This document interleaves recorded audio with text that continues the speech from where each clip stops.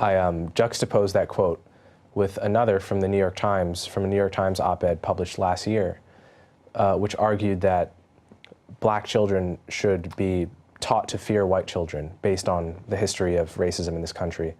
And the quote was, "As against our gauzy national hopes, I will teach my boys, my black boys, to have profound doubts that friendship with white people is possible," right? So that got published in the New York Times in 2017.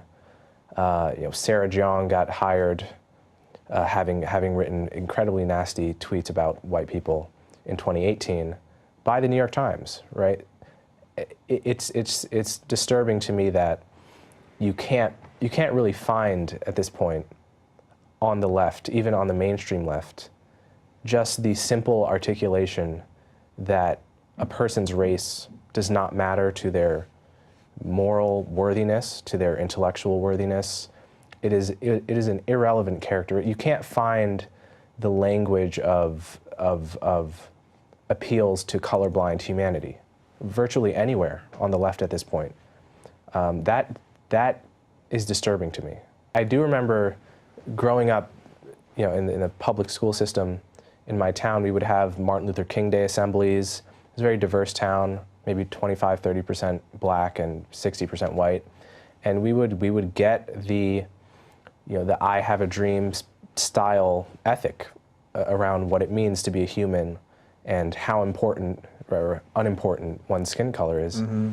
And it seemed like such a good argument to me.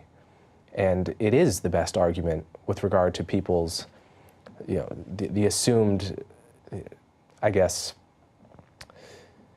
what I mean to say here is that I've been in spaces at Columbia, for example, or conversations where my being black, it was obvious to me that there was an assumption of moral worthiness or of kind of heightened moral knowledge mm-hmm. that I would have as a black person that a white person wouldn't have.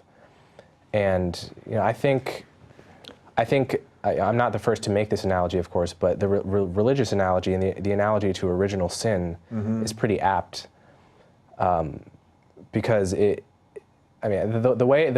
has a lot to do with black history also, because the way I see it, there are kind of two ways to study history. There's the conventional way, which is you study World War I, you study the causes and consequences, read different takes on the significance, and once you've studied all you need to know, you move on to the next topic. But then there's a religious way of studying history, which is, it's not enough to know the facts. We have to go somewhere on Sunday, every mm-hmm. single week, and talk about the same stories over and over again. So this is, it's the difference between how an atheist learns about the life of Jesus and how a Christian learns about the life of Jesus and relearns it every week for the rest of their life. In my view, how we're looking at the history of race relations in this country, the history of racism, we are more and more putting it in the religious category of history where, I can read a piece about the history of lynching in the New York Times almost, once every 2 or 3 months. Mm-hmm. Right? Lynching is a decades-old crime at this point, and Jesus Christ, obviously it was a heinous stain on this country's legacy.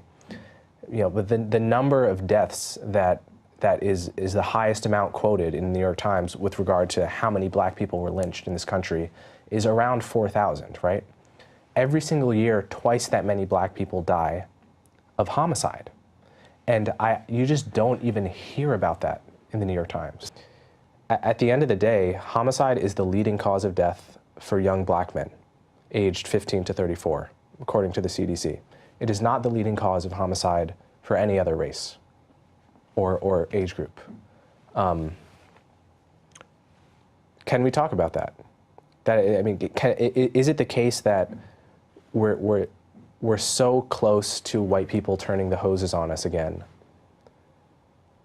to the Sean Hannitys and their supposedly deplorable followers, that we're just so, the threat of white supremacy is so ever-present, of resurgent white supremacy, that we can't talk about the leading cause of death among young black men.